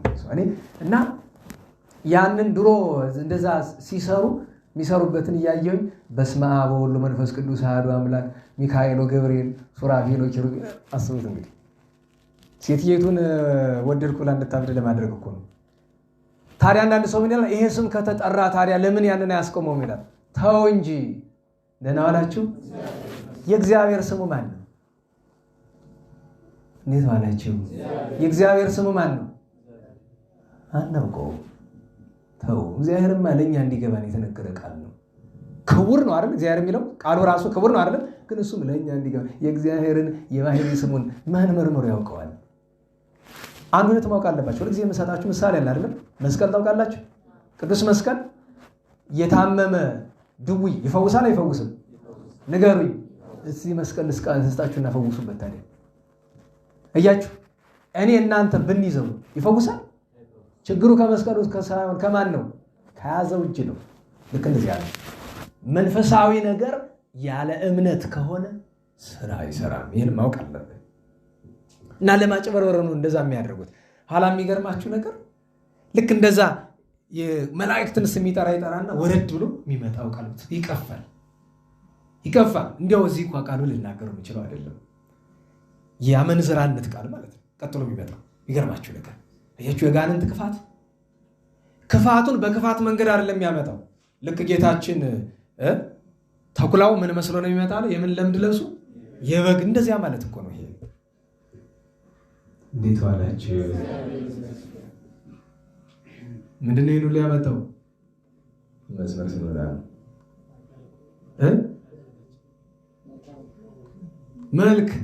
መልካት ነው። እና አባታችን የገብረ መንፈስ ቅዱስን መልክ ድንቅ ነው። ብዙ መልካት አሉት። የታወቁ ግን ሁለቱ ናቸው፣ ረጅሙና አጭሩ ማለት ነው። እና መልክኡ ላይ ምን ይላል? ሰላም ለአጻብዒከ፣ ለጣቶች ምን ይገባል? ሰላምታ። ወለአጽፋሪከ አሰርቱ፣ ጣትህም ጥፍሮችም የእጅ ጥፍሮቹ ስንት ናቸው? 10 ናቸው። የእግሮቹም 10 ናቸው። ዘመንገለ የማን 5 አለ። ይሄን የማያውቃለ? ዘመንገለ የማን 5? የቀኝ ጣት ስንት ነው? 5። ወመንገለ ጸጋም 5 አለ። ስንት ነው ደግሞ በግራ? ገብረ መንፈስ ቅዱስ አዊ እስከት መይጥ ለአስምሮቱ ሳሉ ለአምላከ ከይን ሳሊ በከንቱ እስመታ አጋሲ ውእቱ ወብዙ ምሕረቱ አለ። ገብረ መንፈስ ቅዱስ አባቴ ኧረ ለምነው፣ ፈጣሪህን ለምነው፣ እርሱን ለማስደሰት ንስሐ ለመግባት እስክመለስ ድረስ እንዲጠብቀኝ፣ እንዳያጠፋኝ፣ እንዳይገለኝ። ለምን? እስመታ አጋሲ ውእቱ እርሱ ታጋሽ ነውና፣ ወብዙ ምሕረቱም ብዙ ነውና ይለዋል። ከዚያ ቀጥሎ ምን ይላል? ሰላም ለሀገሩ ይላል። ጥሩ እኮ ይኸውላችሁ፣ የአንዳንድ ክፉ ሰው ሀገሩ ይረገማል እኮ። የክፉዎች ሀገር ይባላል። ሰላም ለሀገሩ። ሀገሩ የተባለች ማናት? አንድም ንሂሳ፣ አንድም ዝቋላ፣ አንድም ምድረ ከብድ፣ አንድም ኢትዮጵያ ናት። ለኢትዮጵያ ሰላምታ ይገባል። አሁን ወሰላም ለደብሩ ካለ ለዝቋላ፣ ለከብድ፣ ለምድረ ከብድ ወሰላም ለመቃብሩ አለ። መቃብሩ ወዴት ነው? የአባታችን ገብረ መንፈስ ቅዱስ ሰላም ለመቃብሪከ ዘኢተከስተ ለባዕድ ከመ መቃብሩ ለሙሴ ወንድዮ ከብድ ዜና መቃብሪከ ሰ ገብረ መንፈስ ቅዱስ ጸማድ ቦ ዘይቤ በኢየሩሳሌም አጸድ ቦ ዘይቤ ሃለው በከብድ አለው። ግን ወሰላም ለመቃብሩ ሲል እንደ ሙሴ መቃብር እግዚአብሔር ያንተን መቃብር ሰውሮታል። ቅዱሳን አንዳንዶቹ በኢየሩሳሌም አይተነዋል መቃብሩን ይላሉ። በዚያ ምድረ ከብድ ያሉ አባቶች ሲጠይቋቸው ደግሞ የለም በከብድ ነው የተቀበረ፣ ለሁሉም ተሰውሯል ክቡር ሥጋው። ገብረ መንፈስ ቅዱስ አዊ ለእግዚአብሔር ፍቁሩ፣ ገብረ መንፈስ ቅዱስ አባቴ የእግዚአብሔር ወዳጅ፣ ደመናት አንኮርኮሩ ወአዕዋፈ ሰማይ ዘመሩ። ያንተ ዕረፍት በተደረገ ጊዜ ደመናት ተገለባበጡ፣ የሰማይ ወፎች ዘመሩ፣ በጊዜ ሞትከ መላእክት አንከሩ አለ። ምክንያቱም የገብረ መንፈስ ቅዱስ ምንድን ያስደንቃቸው ይባል ሊቃነ መላእክት ጌታችን ላካቸው፣ ሂዱ ገብረ መንፈስ ቅዱስን ጎብኙት አላቸው። ሊጎበኙት ቢመጡ ለ562 ዘመን እንኳን ሲተኛ ሲቀመጥ ያየው እኮ የለም፣ ደከመኛ የለም። ያችን ቀን ግን መቆምም መቀመጥም አቃተው። መጋቢት 4 ለ5 ደከመው። ለዚያ ነው በጊዜ ሞትከ መላእክት አንከሩ፣ ጋደም ብሎ ግርማው ከ100,000 አንበሳ በላይ የሚያስፈራ ያ ግሩም ጻድቅ ያ አረጋዊ እንደዚያ ሆኖ ቅዱሳን በሙሉ መጥተው ምድረ ከብድ እንዲጠባለች አንየውን መቆሚያ አልነበራትም። ግን ደራሲው በጊዜ ሞት ከመላእክት አንከሩ ካለ በኋላ ሰላም ለከ ጽኑ ከመአምድ ዘያንቀለቅሉ ሞገድ ማይበላ ኃጢአት ማይበላ ዓለም የማያናውጽ ጽኑ ምሰሶ ገብረ መንፈስ ቅዱስ ሰላም ላንተ ይሁን። ገብረ መንፈስ ቅዱስ አብርሃም ዘይሩት ከፍድፉድ ቸርነት ደግነት የበዛ አብርሃምን የምትመስል ገብረ መንፈስ ቅዱስ አባ እንቆጳዝዮን መረግድ እንተርጉ ጳዝዮንን ምን ብለን እንተረጉማለን? መረግድን ምን እንላለን በአማርኛ? በቃ አባ በጸሎትከ ይመሐረነ ወልድ፣ አባት ሆይ በአማላጅነት ወልድ እግዚአብሔር ይማረን ብሏል። አባታችን ገብረ መንፈስ ቅዱስን እንዲያውም እኮ እነ ያዕቆብ እነ ቅዱስ ያዕቆብ እነ ቅዱስ ዮሴፍ ልክ ነፍሱ ከስጋው ልትለይ ስትል መድኃኒታችን እመቤታችን ሲመጡ እንደ እሳት ከዊነ እሳትነቱ ተገለጠ፣ ተንበለበለ። ከዚህ አስቀድሞ ስሉስ ቅዱስን አዝሎ የለም። ሁልጊዜ ስለ ገብረ መንፈስ ቅዱስ እናነሳመላቸው ነገር አለ አይደል? አብ በዘባኑ ይላል ደራሲ። እግዚአብሔር አብን ወዴት አገኘ ነው ወዴት አየ ነው አለ? በአባታችን ገብረ መንፈስ ቅዱስ ጀርባ ላይ። ወልድ በዘባኑ አለ። ወልድንም ወዴት አገኘ ነው አየ ነው? በገብረ መንፈስ ቅዱስ ጀርባ። ወመንፈስ ቅዱስ በዘባኑ፣ ሶስቱም ታዝለው አየናቸው አለ። ግን ቀጥሎ ምንድነው የሚለው? ዘሐዘልዎ በኪዳኑ። ገለበጠው ደራሲ። ዘሐዘሎሙ አይልም፣ በቃል ኪዳኑ አዘሉት ብሏል። ለምን? ኪሩቤልን ስሉስ ቅዱስ ኪሩቤልን ይሸከማል እንጂ ኪሩቤል ስሉስ ቅዱስን መሸከም እንዳይቻላቸው ተሸከሙ ማለት በረድኤት በዚያ ላይ መገለጣቸውን ማክበራቸውን መናገር ነው። አምላክን መሸከም የቻለች እመቤታችን ብቻ ናት። እርሱ ስላስቻላት ባለቤቱ መድኃኔዓለም ራሱ። ገብረ መንፈስ ቅዱስ ሰለስተ ገጻተ ዘይዜኑ። አባታችን ገብረ መንፈስ ቅዱስ አንድነትን ሶስትነትን መናገር የሚቻለው ነው በተግባር ስላየ። አዋከየ ስኑ በኢትዮጵያ ዘተቀብረ በድኖ፣ ክቡር ስጋው ባረፈባት በኢትዮጵያ ብርሃኑ ክብሩ ገናናነቱ ተገለጠ ብሏል። እና ያ እንደዚያ እንደ እሳት ሲንበለበል ማን ደፍሮ ይገንዘው?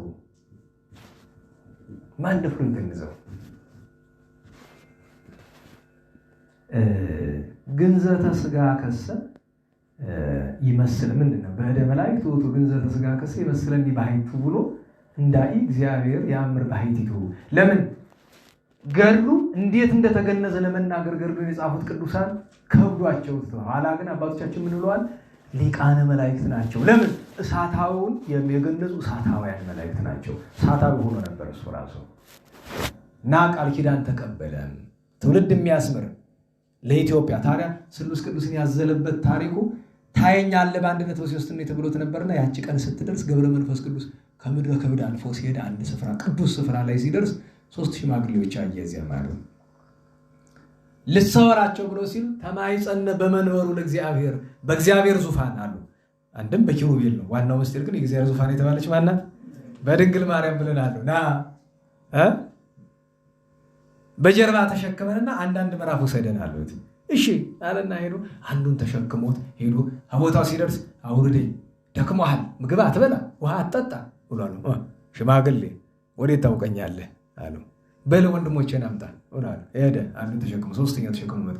እናንተ መዓዛችሁ ልብ እንዲህ ደስ የሚያሰኝ የሚመስጥ ወዴት ናችሁ አላቸው። የዚያን ጊዜ ነው አብርሃም ርሳበው እንዳየ አባታችን ገብረ መንፈስ ቅዱስ በአንድነት በሦስትነት ስሉስ ቅዱስን አየ።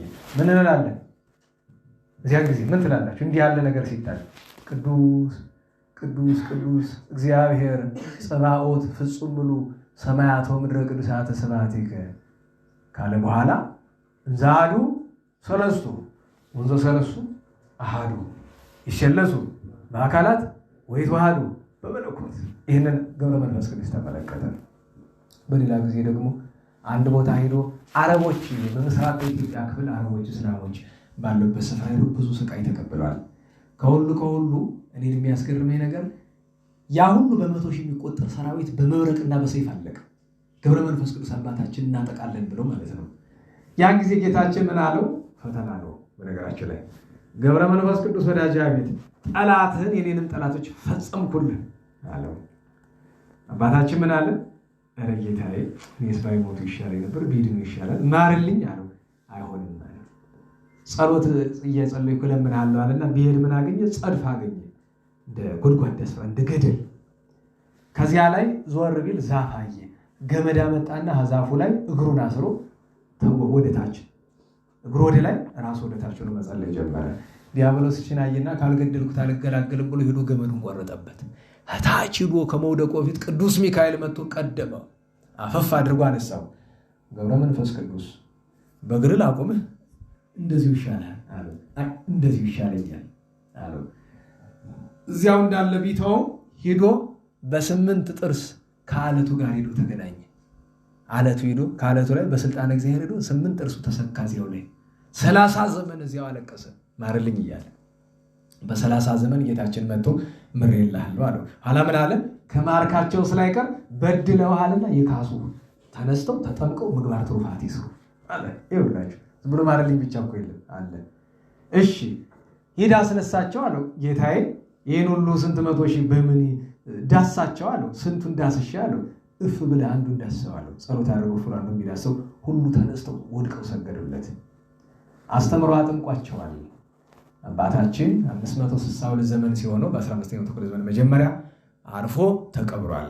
ታዲያ ቤተክርስቲያን ምን የሚል ማዕረግ ሰጠችው? ለነቢያት ሁሉ አለቃቸው ማን ነው? ቅዱስ ሙሴ። ለመላእክት ሁሉ አለቃቸው ማን ነው? ቅዱስ ሚካኤል። ለአበው ሁሉ አለቃቸው ማን ነው? ቅዱስ አብርሃም። ለነገስታት ጻድቃን ሁሉ አለቃቸው ማን ነው? ቅዱስ ዳዊት። ለሐዋርያት ቅዱስ ጴጥሮስ። ለሰማዕታት ቅዱስ ጊዮርጊስ። ለባሕታውያን አባ ሲኖዳ እና አባ ጳውሊ። ለመነኮሳት እንጦንስ መቃርስ አይደለም። የጻድቃን አለቃቸው ማን ነው? ርዕሰ ጻድቃን ማን ነው ካሏችሁ አባታችን ገብረ መንፈስ ቅዱስ ነው። ታዲያ ዛሬ በማሕሌት ሊቃውንቱ ምን አሉ? ብፁዕ አባ ገብረ መንፈስ ቅዱስ ንዑድ ክቡር የሆነ ገብረ መንፈስ ቅዱስ ዛንደ የርሶ በእንተ መንግሥተ ሰማያት፣ ስለ ሰማያዊት መንግሥት ሲል ራሱን ድሃ አደረገ። ብፁዕ አባ ገብረ መንፈስ ቅዱስ ዛጥረየ ንድየተ ከመ ሐዋርያት፣ እንደ ሐዋርያት ድህነትን ገንዘብ አደረገ። ሁሉን ትተን ተከተልን ብሎ ለሐዋርያት እዚያ እኮ እንደ ሐዋርያት መዓልተ ጸሎታተ፣ በቀን ያለማቋረጥ ይጸልያል። ወሌሊተ ስግደታተ፣ በሌሊት ያለማቋረጥ ይሰግዳል። ፈጸመ ሥርዓተ መነኮሳት፣ የመነኮሳትን ሕግ ሥርዓት ሁሉ ፈጸመ። አይረፈ በክብር ወበስብሐት፣ በክብር በጌትነት አረፈ። ባረከኒ አባ እንሳ በረከተከ በእንተ ሰላማ ለቅድስት ቤተ ክርስቲያን። ገብረ መንፈስ ቅዱስ አባ ባረከኒ እንሳ በረከተከ ተብሎ ዛሬ ይለመናል፣ ጸሎት ይደረሳል። አባታችን ገብረ መንፈስ ቅዱስ ወርዶ ይባርካል፣ ድንቅ ድንቅ ታምራት ያደርጋል። ለዚያ ነው ስንክሳር ላይ ምን ያለው? ዘመን ክራቲሁ ወሂሩቱ ብዙ ከመከዋክብት ሰማይ፣ ደግነቱ ታምራቱ ቸርነቱ እንደ ሰማይ ከዋክብት የበዛ አባታችን ገብረ መንፈስ ቅዱስ ያረፈ ዛሬ ነውና እግዚአብሔር በረከቱን ያሳድርብን። ሌላ ዛሬ ታላቁ አባ ሰራባሞን ከዳህርት ጻድቃን በገዳመ አስቄጥስ በደብረ አባ ዮሐንስ አበምኔት ከተነሱ ታላላቅ ቅዱሳን ከ60 ዘመን በላይ በበዓት ተወስነው ቅድስና የተገኘበት አባታችን አባ ሰራባሞን ወይም ሰረባሞን ታላቁ ዓመታዊ የዕረፍት በዓሉ ነው። ሌላ በንስሐ የተመለሰች በዘመነ ሰማዕታት የነበረች እናታችን ቅድስት አውዶክስያ አባ ግርማኖስ የሚባል በኢየሩሳሌም ሶሪያ በነበሩ ገዳማት የነበረ መነኩሴ አስተምሮ መልሶ ለንስሐ ያበቃት። ሰማዕትነት ልትቀበል ስትሄድ አንድ ጊዜ ሙት ስታስነሳ፣ አንድ ጊዜ አይነ ስውር ስታበራ፣ ኋላ በመጨረሻ ግን በሦስተኛው እግዚአብሔር ሰማዕትነትን አድሏት ከጻድቃንም ከሰማዕታትም ተቆጥራለች። ሌላኛው ዛሬ የኢትዮጵያ ንጉሠ ነገሥት የቅዱስ ያሬድ ወዳጅ የእነ አቡነ አረጋዊ የተስዓቱ ቅዱሳን ወዳጅ ታላቁ ጻድቅ አፄ ገብረ መስቀል ያክሱሙ ዓመታዊ በዓሉ ነው ዛሬ። ሌላኛው ዛሬ በደብረ ሊባኖስ ከነበሩ ታላላቅ ቅዱሳን አበምኔቶች መካከል አባ ቴዎድሮስ ጨጌ አባ ቴዎድሮስ ዓመታዊ ዕረፍት በዓሉ ነው።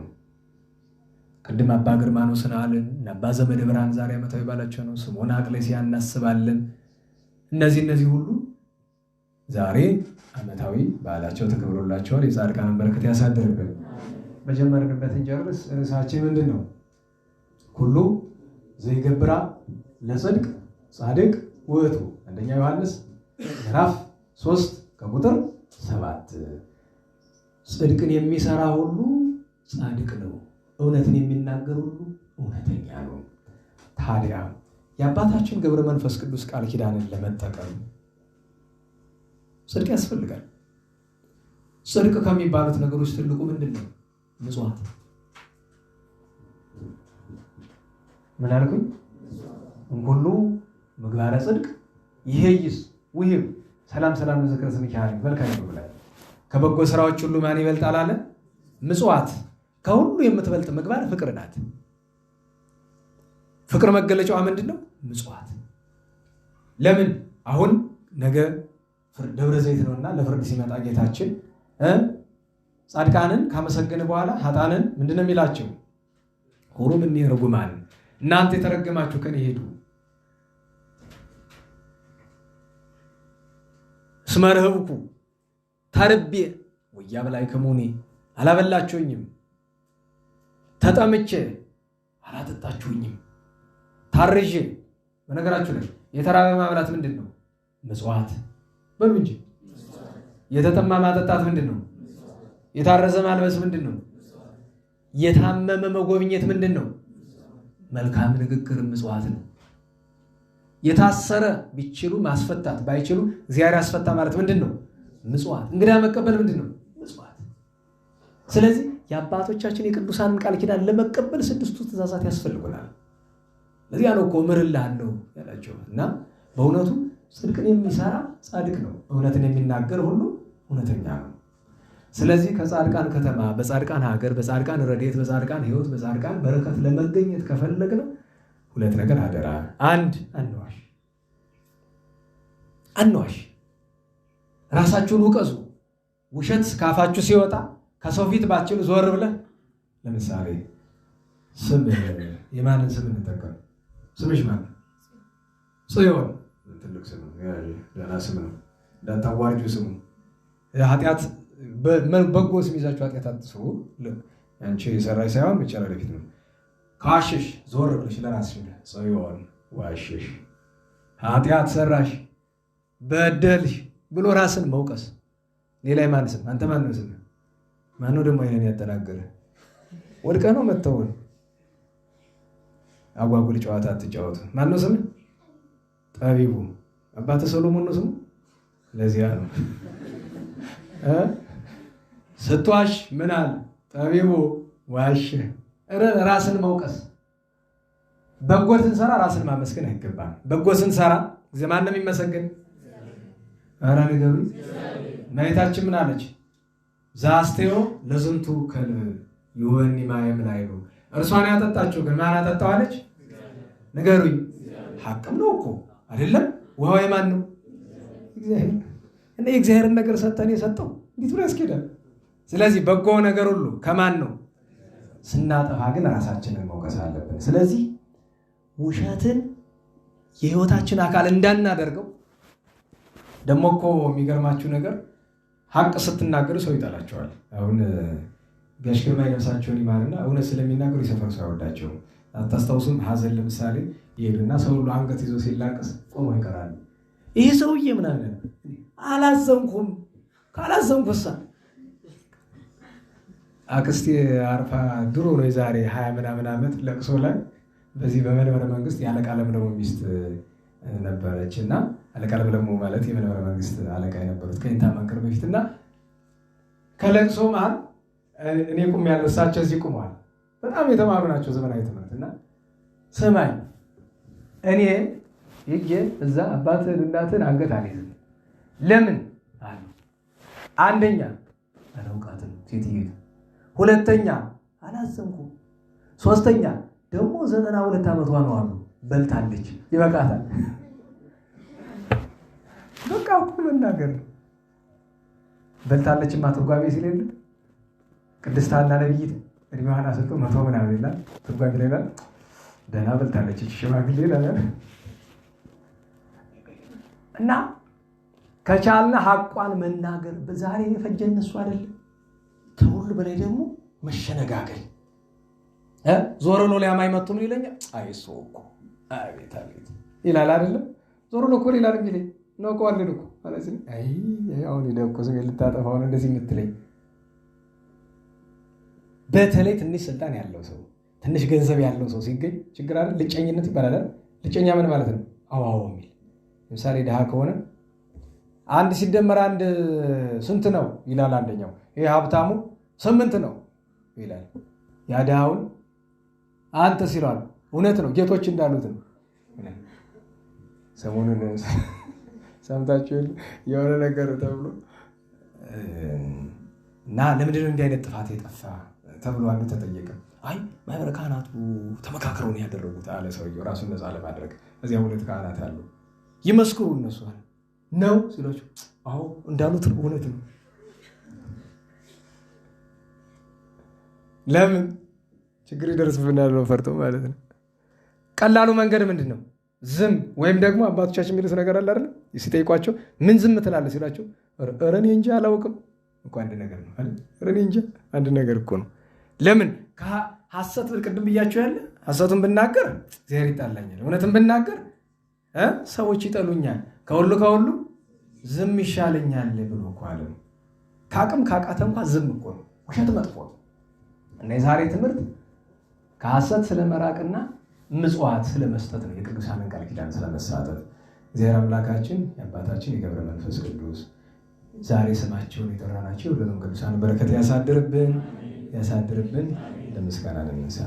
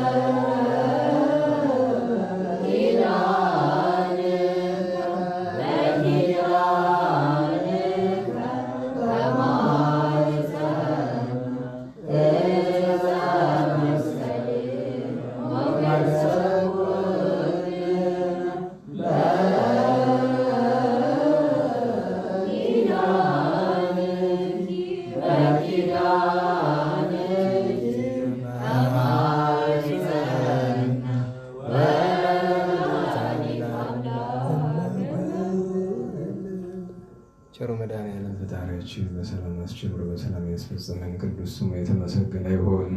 የእመቤታችን የወላዲተ አምላክ ጣዕመ ፍቅሯን የቅዱሳንን በረከት ያሳድርብን።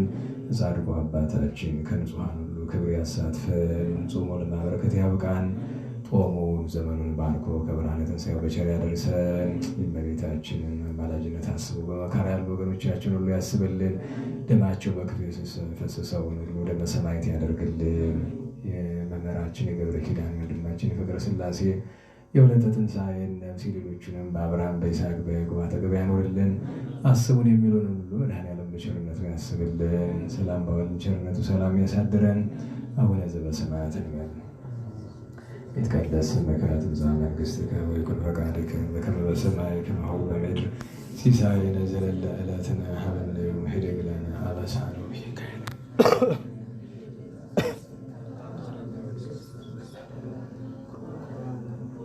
እስመ ዚአከ ይእቲ መንግሥት ኃይል ስብሐት ለዓለመ ዓለም። በሰላመ ቅዱስ ገብርኤል መልአክ ወእግዝእትየ ማርያም ሰላም ለኪ ድንግል በኅሊናኪ ወድንግል በሥጋኪ እግዚአብሔር ዘባኦት ሰላም ለኪ ቡርክት አንቲ እምአንስት ወቡሩክ ፍሬ ተፈሥሒ ፍሥሕት ወምልዕተ ጸጋ እግዚአብሔር ምስሌኪ ሰአሊ ወጸልዪ ለነ ምሕረተ ወፍቁር ኢየሱስ ክርስቶስ ከመ ይስረይ ለነ ኃጣውኢነ ተማይጸን ለኪ ስብሐት ለአብ ወወልድ ወመንፈስ ቅዱስ ለዓለሙ ለዓለመ ዓለም። ቸሩ መድኃኔዓለም የተመሰገነ ይሁን። ያው በግል ጸሎት ስታደርጉ ትልልቅ ጻድቃን ሲመጡ በበዓላቸው በኪዳነ ቀን ያው ገብረ መንፈስ ቅዱስ የሚለው ስም ለዜማ ሲሆን ብዙ ጊዜ ገብረ ሕይወት ተብሎ ነው። አሁን ለምሳሌ ስብሐተ ፍቁር ላይ ማንሻው ሳለነ ገብረ ሕይወት ነው የሚለው ለጉሮሮ በጣም ስለሚስብ ማለት ነው። እና ለዚህኛውም በኪዳነከ ተማኅፀነ ገብረ ሕይወት አበኩልነ ተብሎ ነው የሚባል። መቼስ በዕለቱ ሳናመሰግነው ከምንሄድ አባ አቡነ አባ መምህርነ አባ ገብረ ሕይወት ገብረ መንፈስ ቅዱስ የሚለው ለጉሮሮ ይስባል። አንዲት ጊዜ ብቻ እሷን ብለን እንጨርሳለን ማለት ነው። በቸሩ መድኃኔዓለም በእመቤታችን በቅዱሳን ስም እንበል።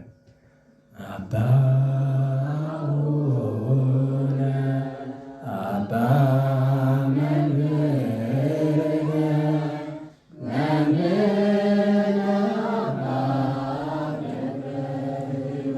እንደሱ ነው። አባ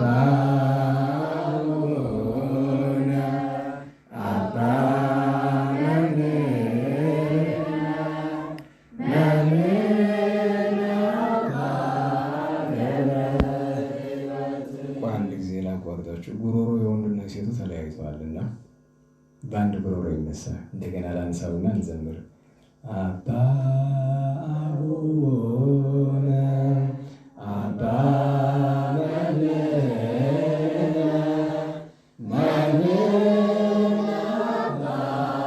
ገብረ ሕይወት እማይላፍ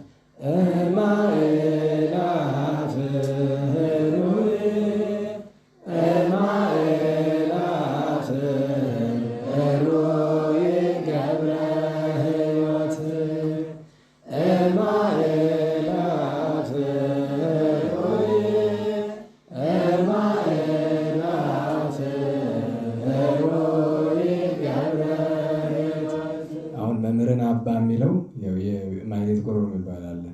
መምህርን አባ ብሎ ወረድ ይላል፣ ግን ወደፊት እናያለን። ቸሩ መድኃኔዓለም የተመሰገነ ይሁን። ጻድቁ በረከት ይደርብን። እንቅፋት ሳይመታን እሾህ ሳይወጋን ኃጢአት ሳይሰለጥንብን በደልም ሳይገዛን የብርሃን መላእክት በፊት በኋላ በቀኝ በግራ እየጠበቁን ለጊዜ ወደ ቤታችን ለፍጻሜው ተስፋ ለምናደርጋት መንግሥተ ሰማያት ከተከፈተች ገነት ከተነጠፈች ዕረፍት ከአባቶቻችን እስቲ ሁላችን በሰላም ያደርሰን። ስብሐት ለእግዚአብሔር ልዑል ወለወላዲቱ ድንግል ወለመስቀሉ ክቡር ዘሣህል አሜን።